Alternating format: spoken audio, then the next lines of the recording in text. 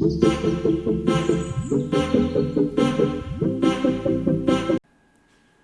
दोस्तों, मैं अमरदीप कादियान। नमस्ते, प्रणाम, सलाम वालेकुम, सत श्री अकाल, जय मसीह की, राम राम जी, जय माता की। दोस्तों, आपका स्वागत है मेरे यूट्यूब चैनल डिसेंट एडवाइस में। दोस्तों, आज हम बात करेंगे कि हमारे देश में करोड़ों आदमी आज भी गरीबी में जीवन यापन कर रहे हैं, या वो मध्यम वर्ग की श्रेणी में है या लोअर मध्यम वर्ग की श्रेणी में। वो अमीर कैसे बन सकते हैं या वो अपना उच्च वर्ग में कैसे जा सकते हैं। सबसे पहले तो मैं आपको एक बात क्लियर कर दूं कि मैं कोई इंश्योरेंस का एजेंट नहीं हूं, ना ही कोई एलएमएल कंपनी का एजेंट हूं और ना ही कोई शेयर बाजार का एजेंट हूं जो मैं आपको ये सलाह दूं कि आप 20, 25, 30 हज़ार रुपये यहाँ पे लगा लीजिए और आप यहाँ से बहुत ज़्यादा अर्निंग करेंगे, आप अमीर हो जाएंगे या आप उच्च श्रेणी में आ जाएंगे।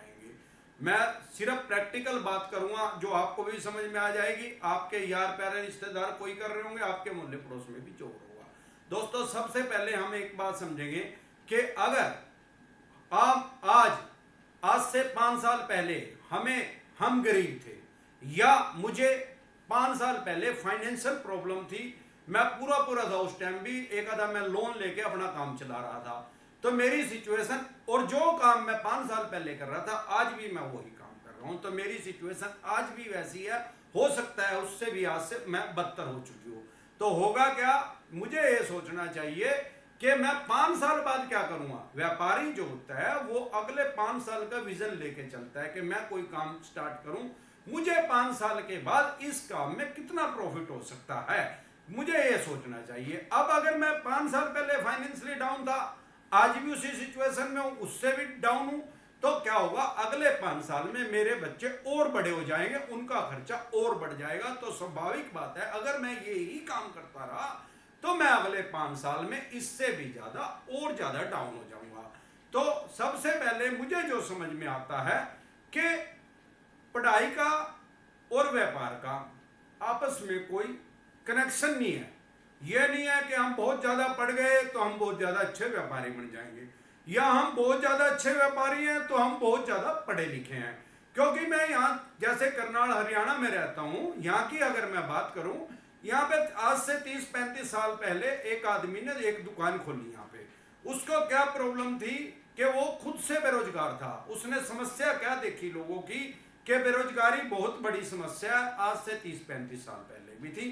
लोग क्या करते थे, अपॉइंटमेंट में एक्सचेंज में नाम लिखवा के आते थे और अखबारों में, उस टाइम तो नेट का तो जन्म नहीं हुआ था, अखबारों के माध्यम से वैकेंसी देखते थे या कोई पत्रिका के माध्यम से उसके ऊपर जांच रखते थे, नजर रखते थे, लेकिन वो सारी वैकेंसियों का उन्हें पता नहीं लगता था। ये एक बहुत बड़ी समस्या थी हमारे करनाल में। वो क्योंकि आदमी खुद भी बेरोजगार था और खुद भी भुक्तभोगी था, उसको भी ये दिक्कत थी। उसने क्या स्कीम बनाई, उसने ये सोचा कि मैं अगर ये समस्या लोगों की हल कर दूं तो ये जो इतने सारे बेरोजगार हैं, ये पता नहीं रोजगार लगेंगे क्या नहीं लगेंगे, मुझे जरूर रोजगार मिल जाएगा। उसने क्या करा, हर अखबार, न्यूज़पेपर, इंग्लिश का, हिंदी का, जो भी पत्रिका जिसमें भी वैकेंसी निकलती थी वो सारी लेनी शुरू कर दी और एक दुकान ले ली किराए पे। और उसने वो सारों की वैकेंसी जहां जहां निकली उसको एक नोटिस बोर्ड पे लगाना शुरू कर दिया। अब आराम आराम से उसका नाम चलता गया। आज की डेट में 30-35 साल के बाद भी वो आदमी यही काम कर रहा है और आज वो करोड़पति आदमी है। आज उसने उसी चीज का शोरूम खोला हुआ है और 10 से 12 आदमियों को उसने रोजगार दे रखा है, और तब भी वो रोजगार के ही पीछे लगा रहता है, तो आज भी वो उसी सिचुएशन में होता है या उससे भी ज्यादा नीचे होता है मेरे हिसाब से। उसके अलावा अगर आप करनाल में रहते हैं, सेक्टर 12 में कोई आपका ऑफिस है, उधर उस साइड कोई मकान दुकान है या तहसील की साइड कोई काम आते हैं, तो आप एक आदमी को जरूर जानते होंगे, वो समोसे बेचता है वहां पे और बहुत मशहूर आदमी है। वो 1 लाख प्लस महीना के कमाता है। मुझे नहीं लगता सेक्टर 12 में बहुत सी कंपनियों के, बैंकों के ऑफिस है, मुझे नहीं लगता कि किसी ब्रांच हेड की 1 लाख रुपए पर मंथ इनकम होगी। नहीं, इतनी सैलरी नहीं है। वो बोल रहा है चाहे 20 लाख रुपए हमें मिलेंगे, ब्रांच हेड की इतनी नहीं है, वो ब्रांच हेड से भी ज्यादा। और एक हमारे यहाँ कड़ी चावल वाला है, वो भी लाखों रुपए महीना कमा रहा है। इन लोगों ने क्या करा, इन लोगों ने लोगों की बेसिक नीड को समझा कि लोगों को रिक्वायरमेंट क्या है, नीड बेस्ड सेलिंग। मतलब जरूरत क्या है? अगर आपको हमारे जो आस पड़ोस में समाज में आदमी है उनको किस चीज की जरूरत है, अगर हम उनकी वो जरूरत पूरी कर दें तो स्वाभाविक बात है कि वो हमें पैसा दे देंगे। अब अगर आज हम बात करें एजुकेशन की, मैं एजुकेशन के खिलाफ नहीं हूं।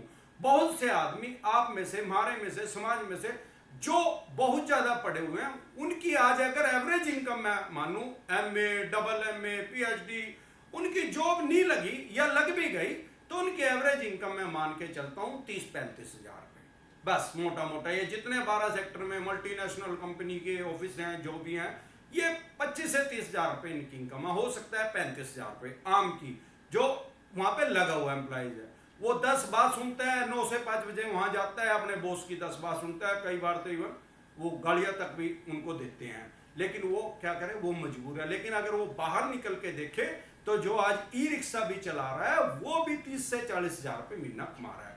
कोई काम, मेरा मानना है, कोई काम छोटा या बड़ा नहीं होता।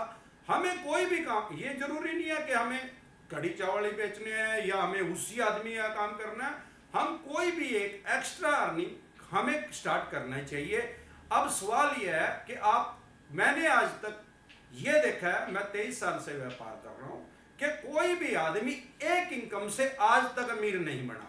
आप अपने मोहल्ले पड़ोस में देख लो, मैं जहां रहने वाला हूं, मैं जाटो मोहल्ले का रहने वाला हूं, वहां का जो सबसे अमीर आदमी है वो एक काम नहीं करता, उसके 2 या 3 काम है।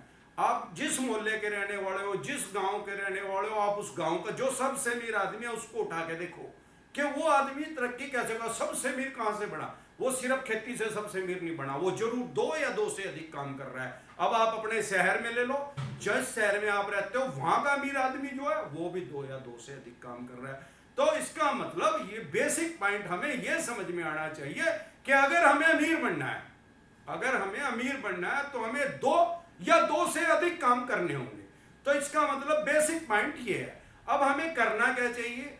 हर आदमी कुछ ना कुछ क्वालिटी लेके पैदा हुआ। दुनिया में 750 करोड़ आदमी है, हर आदमी के अंदर अलग से कुछ क्वालिटी है। जो आपके अंदर है वो मेरे में नहीं है, जो मेरे में है वो आप में नहीं है, उस वाली उसमें नहीं है, उस वाली उसमें नहीं है। हमें काम, कोई भी हमें एक एक्स्ट्रा अर्निंग करने के लिए कुछ ना कुछ कोशिश हमें करनी चाहिए। बिजनेस से ही आदमी अमीर बने हैं। मुझे आज तक नौकरी करने वाला आदमी कोई अमीर नहीं दिखा। सारी दुनिया की आप रिसर्च करके देख लो, एक भी आदमी मुझे बता दो कि ये आदमी नौकरी करके अमीर बन गया। अगर आप प्राइवेट जॉब पे हैं, आपकी 30-35-40 हजार रुपए सैलरी है, 70 हजार रुपए भी है, तो भाई साहब आपने उस हिसाब से अपना स्टेटस मेंटेन किया हुआ है। आप 70 हजार रुपए भी कमा रहे हो, फिर भी मैं आपको बता रहा हूं, आप नहीं मुझे बता रहे हो, मुझे अपने आप से पता है कि आपका कहीं ना कहीं कोई लोन चला हुआ है। वो लोन आपने किस लिए लिया, या मकान के लिए लिया हुआ है, या गाड़ी के लिए, लग्जरी के लिए आपने उसको। आप 70 हजार रुपए कमा रहे हैं लेकिन आपका खर्चा है 90 हजार रुपए, वो पूरा हो नहीं रहा, आप उसमें फंसे हुए हो। यही कारण है कि आप गरीबी के दायरे में हो, मध्यम वर्गीय में हो, उच्च वर्ग में इस तरीके से कभी नहीं जा सकते जब तक आप कोई एक एक्स्ट्रा अर्निंग करनी नहीं स्टार्ट करेंगे। क्योंकि अगर आप गवर्नमेंट एम्प्लॉइज भी हैं, बड़े अधिकारी हैं, छोटे अधिकारी हैं, मेरी समझ में आता है कि गवर्नमेंट एम्प्लॉइज जो है, अगर वो ऊपर नीचे के पैसे ना ले, चाहे वो कितने मर्जी बड़ी पोस्ट पे आए या छोटी पे आए, वो सारी जिंदगी में क्या कर पाएगा? वो सारी जिंदगी में भैया एक तो मकान बना पाएगा, बड़ा अधिकारी होगा तो एक बड़ी कोठी बना लेगा, वो भी लोन लेके। उसके बाद 1-2 उसके बालक बच्चे होंगे, उनका वो ब्याह कर देगा, बस। इसके अलावा वो उससे ज्यादा और तरक्की नहीं कर सकता लीगल तरीके से।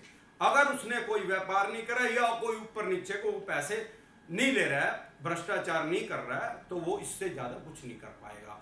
और प्राइवेट आदमी है क्या है, मैं आज फंसा हुआ इस दलदल में, मुझे अगले 5 साल भी मैं इसी में फंसा रहूंगा। मेरी जिंदगी, बच्चों की फीस, बिजली का बिल और ईएमआई भरते भरते मेरी जिंदगी सारी खत्म हो जाएगी। मान के चलो कि किसी को कोई फर्क नहीं पड़ने वाला है। आज मेरी सिचुएशन डावाडोल है, मुझे पैसे की दिक्कत है, तो आप ये मान के चलो कि मेरे बच्चों को भी यही सिचुएशन होगी, इससे भी बुरी होगी। क्योंकि आज इतना ज्यादा कंपटीशन है, तो अगले 10-15 साल के बाद इससे भी 50-100 गुना हो ज्यादा हो जाएगा। तो हम क्या चाहते हैं कि आज हम गरीब हैं या हम मध्यम वर्गीय में हैं, हम फंसे हुए हैं, तो हमारे बच्चे भी ऐसे ही फंसे रहे?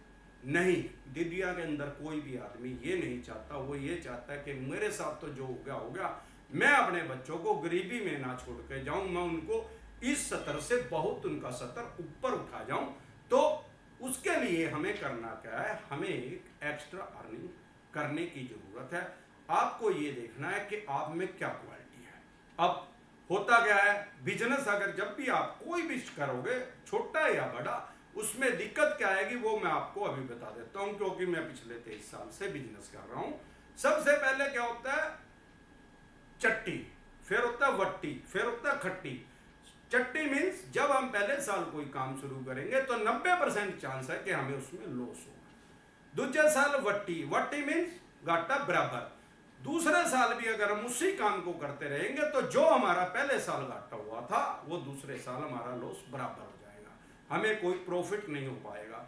तीसरे साल खट्टी, तीसरे साल हमें कमाने का हिसाब आ जाएगा, चाहे वो कुछ ही काम है, चाहे वो छोटा है, चाहे वो बहुत बड़ा है। जब हम एक काम को 3 साल तक करते हैं तो हमें 100% उसका हिसाब आ जाता है। लेकिन 99% आदमी क्या करते हैं, अगर वो कोई बिजनेस व्यापार छोटा या बड़ा काम धंधा स्टार्ट करते हैं, वो पहले 1 या 2 साल में क्विट कर जाते हैं। पहले साल में तो यार 1 साल की मेरी लेबर भी गई और मेरा घाटा भी हो गया, तो बेकार काम है, छोड़ और कुछ शुरू करेंगे। जब और कुछ शुरू करेगा उसमें भी 1 साल घाटा ही होना। कोशिश करके, हिम्मत करके दूसरे साल भी वो काम वो करते हैं तो दूसरे साल में वट्टी मीन्स वो घाटा उसका बराबर हो जाता है। लेकिन वो क्या हिसाब लाता है कि यार मेरी 2 साल की तो लेबर चली गई भाई, ये तो बेकार काम है यार, जितने मैंने पैसे लगाए थे, मेरे तो 10 रुपए लगाए थे, मेरे तो 10 ही रुपए पूरे, वो भी 3 साल लगे, 2 साल लगे। अब वो अगर तीसरे साल वो आदमी वो ही काम करता रहे तो उसको जीतने से कोई रोक नहीं सकता। समाज में क्या है, आप दुनिया के किसी कोने में रह लो, फॉर एग्जाम्पल मैंने यूट्यूब चैनल स्टार्ट कर दिया। अब मैंने करा था 8 जून को, अभी 1 महीना नहीं हुआ, मेरे लगभग 1000 के करीब सब्सक्राइबर होने वाले हैं। लोगों ने क्या किया, अभी भी कहते हैं वो मेरी 80 लाते हैं। अरे यार ये तो पागल है, नहीं चलेगा, ये तो वैसे ही बोल रहा है, इसकी नहीं कोई सुनता है, तो ये 10-5 वीडियो डाल के अपने घर बैठ जाएगा, इसके कोई नहीं इसका सब्सक्राइब करेगा। ठीक है जी। अब बोल दिया उन्होंने, कोई बात नहीं, वो उनकी आदत है। आप दुनिया किसी कोने में ले लो, पहले जब आप कोई काम नया स्टार्ट करेंगे लोग आपके 80 लाएंगे, फिर दूसरे नंबर पे आपका वो विरोध करेंगे, किसी तरीके से अपने यार प्यारे रिश्तेदार को कहेंगे अरे इसकी ना देखे कर यार, ये तो वैसे फुद्दू है, 100 गिरे ऐसे, तो वैसे ही बोल रहा है, इसने नहीं कुछ भी पता। दूसरा पॉइंट। अब तीसरा, जब मेरे सब्सक्राइबर 1 लाख हो जाएंगे तो वो क्या करेंगे, यार ये तो अमरदीप कादियान तो मेरा दोस्त है यार, फिर मेरे साथ ये तो मेरा रिश्तेदार है, ये तो मेरा चाचा है, तो मेरा भाई है, तो मेरा भतीजा, वो ऐसे बोल लेंगे। समाज का ये नियम है। ये चाणक्य जी आज से 3000 साल पहले ये बात बता चुके हैं कि कोई भी आप काम स्टार्ट करेंगे, पहले लोग आपकी 80 लगाएंगे, दूसरी बार आपकी टांग खींचेंगे और तीसरी बार वो आपके पीछे हो जाएंगे। फिर वो मेरे से पूछेंगे भाई साहब ये काम कैसे स्टार्ट किया आपने, क्या तरीका है इसका, हमें भी बता दो। नहीं भाई, ये तो समाज का नियम है।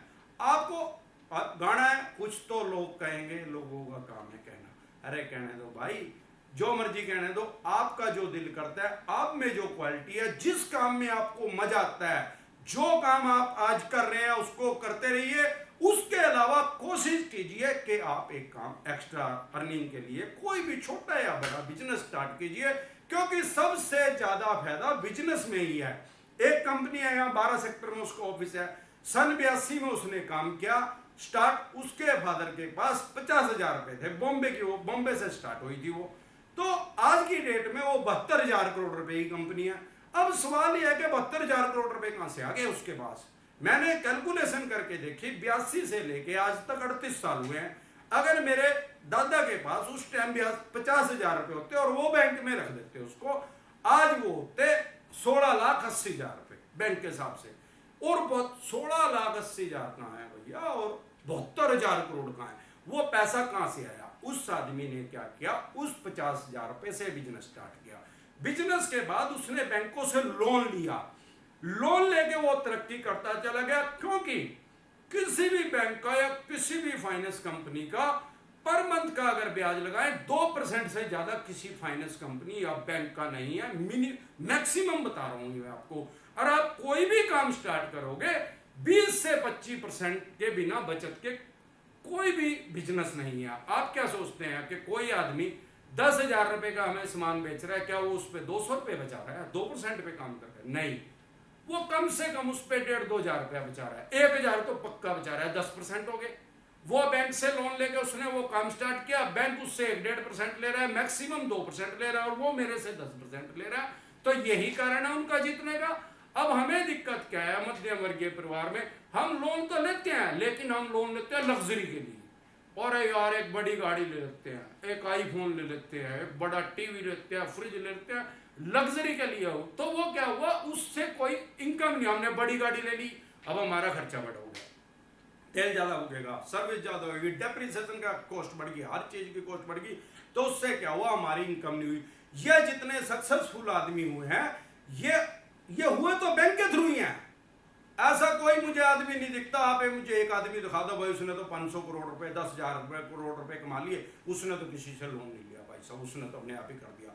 आप चाहे रिलायंस वाले को देखो, टाटा वाले को देख लो, या फिर हमारे शहर में आ जाओ लिबर्टी वाले को देख लो, ये उठाए तो बैंक नहीं है, लेकिन उन्होंने क्या किया, वो लग्जरी बाद में खरीदी, ना कि पहले। पहले पैसा कमाया, फिर लग्जरी भी खरीदी, बैंक का पैसा दे दिया, उनकी मार्केट बन गई, और फिर वो ऐसे ऐसे करके अपग्रेड अपने आप को करते गए। तो हमें जो भी काम करना है, हमें ये आज ये सोचना है कि मैं 5 साल के बाद इस काम में कहां तक पहुंच सकता हूं। और रही बात कमाई की, और फिर एक बात दोबारा ये आ जाती है कि अगर आप कम पढ़े लिखे हो तो आप ये कभी ना सोचो कि कम पढ़ा लिखा बहुत ज्यादा बड़ा काम नहीं कर सकता। सारी दुनिया के अंदर 70% जो सक्सेसफुल आदमी है, बड़े बिजनेसमैन है, वो तो भैया कॉलेज में कभी गए ही नहीं।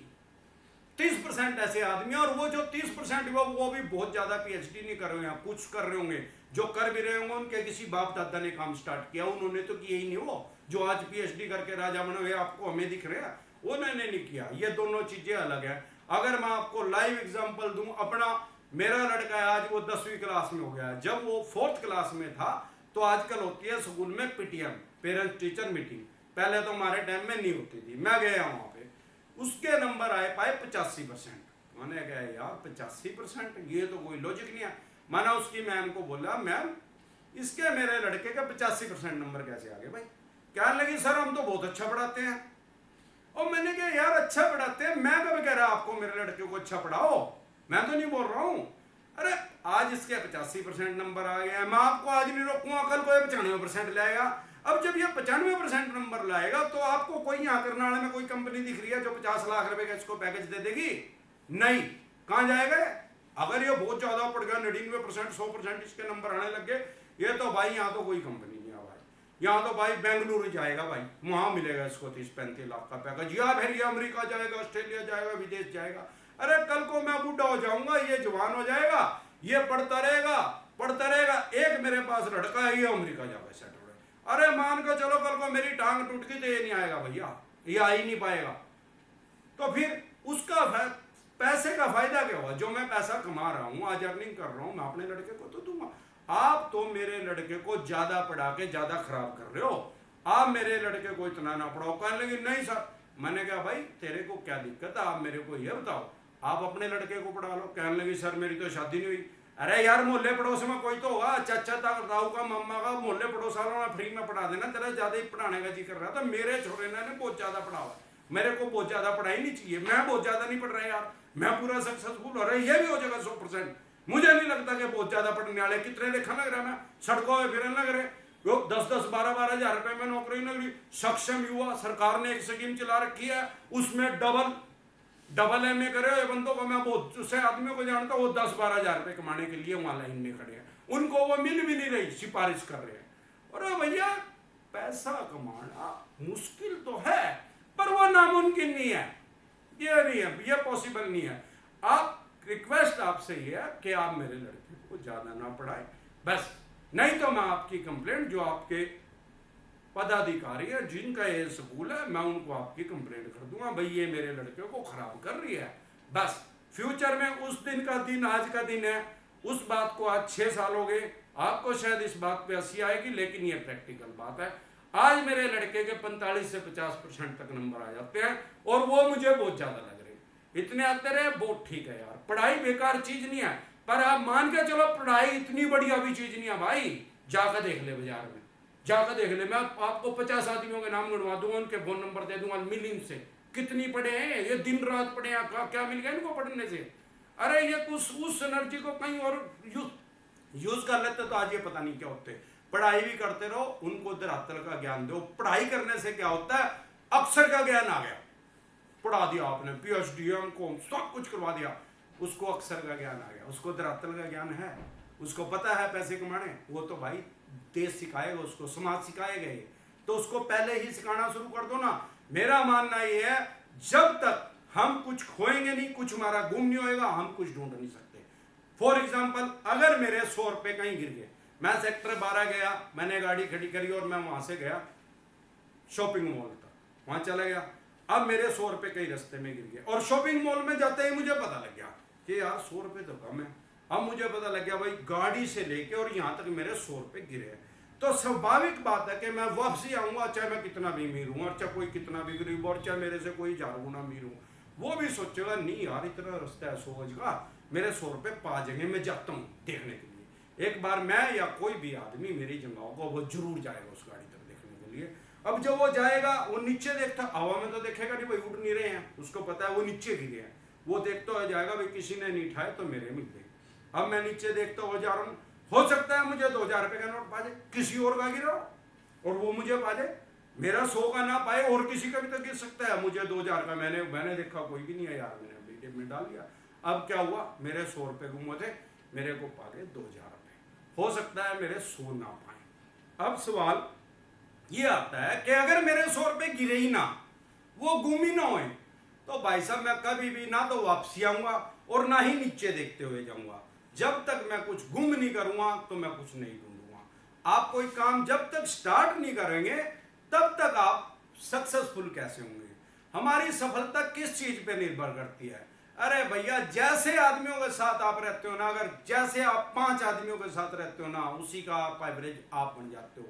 अगर वो लीडर है 5 आदमी, तो मान के चलो आप भी लीडर ही बनोगे, उनसे 50% तो जरूर लीडर बन जाए। बिजनेसमैन के साथ 5 के साथ आपकी मेंटलिटी वही हो जाएगी।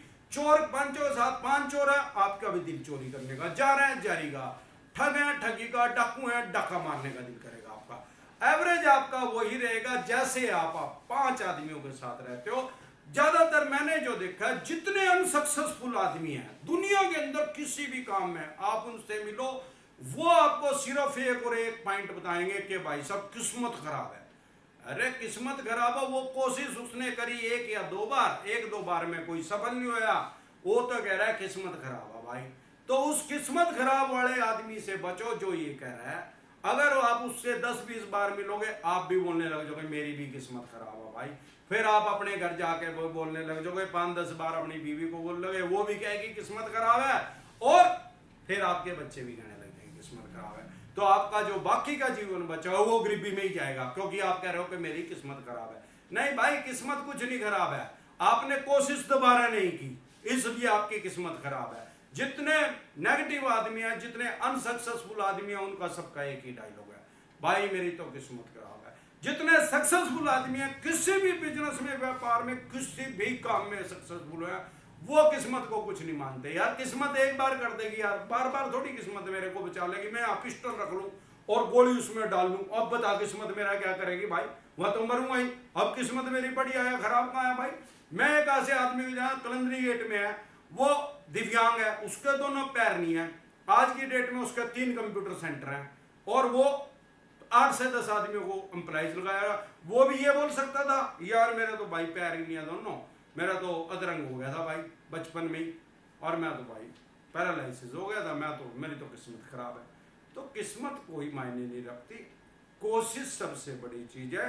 लास्ट में मैं एक ही बात कहूंगा, हरिवंश राय जी की, बच्चन जी की एक कविता, कोशिश करने वालों की कभी हार नहीं होती और मेहनत कभी बेकार नहीं होती। तो आज के लिए बस इतना ही।